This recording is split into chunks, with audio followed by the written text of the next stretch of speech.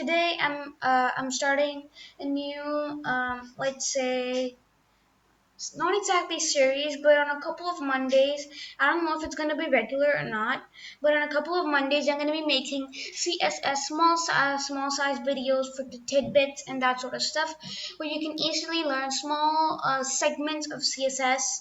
Uh, through these videos. And today I'm going to be teaching you a very simple topic on how to center objects. Obviously there are many different ways. Flexbox, you could give it a height and width, and you could give it a margin, and then you could give it a height. There's so many different ways to do that. I'm not going to go through all of them, and I'm just gonna go through like the most important one, I guess, which is exactly Flexbox, because that's how most people align things to the center. So without further ado, let's get started. And if you like this sort of content and check and like my other videos as well, please consider subscribing. It pushes me to bring free stuff for all of my viewers, and subscribers, so that I can make web development easier for all of you. So let's get started. First, I'm just gonna make an index HTML, and yeah, I could include my style tags here, so we won't need any other file. I'm just gonna exclamation point tab. If you have Emmet or you're in Visual Studio Code, you can use it right here. So I'll be using a lot of Emmet. Not exactly in this, but yeah, generally I use a lot of Emmet, so it'll be wise to install it. So I'm just gonna give it title.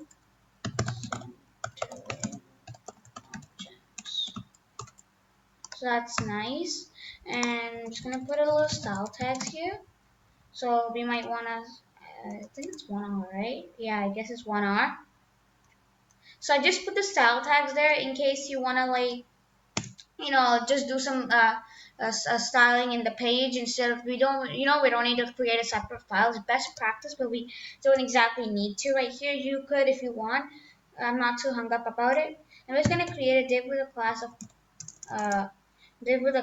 of box. So, and then we're just going to be styling that box. And I'm just going to be selecting all of this and then give margin 0, padding 0, then box item to be border box. So now I'm just going to select the box element, or actually the box class, the div element, and I could give it a style of width of 100 pixels, then a height of 100 pixels, and the background color of red. So I could just open this up with live server. Whoops, server's not running. Yeah, Live Server is just an extension of Visual Studio Code. I have an entire video where I set up Visual Studio Code, so please do check that out. Nope, not this. So I know I haven't created my CSS Flexbox Clash course yet, but I'm just going to give you a basic overall idea. So I'm just going to add a display of flex. So what flex does, it aligns every single item on the page directly side by side, and then we can change the flex direction to be column or row, but we're not going to do that here. We're just going to give it justify content of center, and then align items of center. And then we could just reload this, give this a nice reload. And oh wait,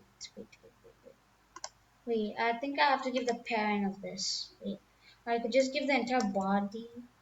Oh wait, I'm just gonna copy this piece of code. I'm just gonna open up the body element and put this. So you see, it's horizontally aligned in the page.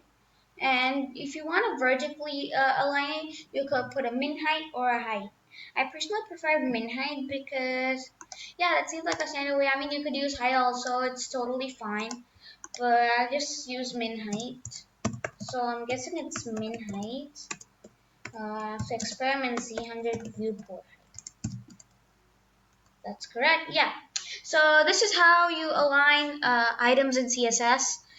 Align objects. Align items is basically a property So this is how you align it. I mean, basically, you could align almost anything and everything.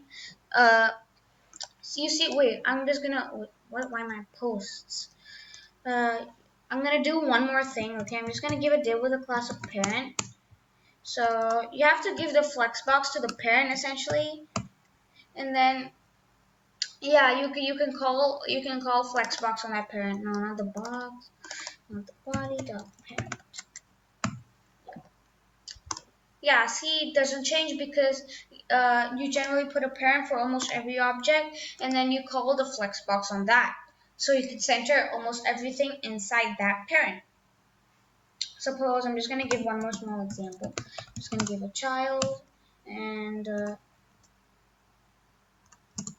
dot child. I know this isn't the cleanest way to write CSS, but I'm running out of time, so I'm just going to go copy paste this. And I'm just going to paste it. Whoops, I was supposed to copy it, but I cut it. And background color, I'm just going to give it blue. And then I'm just going to give dot parent a display flex. So you see these both are aligned directly to the center. So basically, if you apply flexbox to the parent element, you can get you can center almost not almost every single child element there is. So thank you guys for watching. I hope you enjoyed CSS Tidbits Monday, and please do consider becoming a subscriber to push me to create more free content for everybody. And please like this video, drop down some comments on how it was, and I'll see if I should continue CSS Tidbits Monday. I think I will actually, but it's all for you. Thank you guys for watching, and have a great day.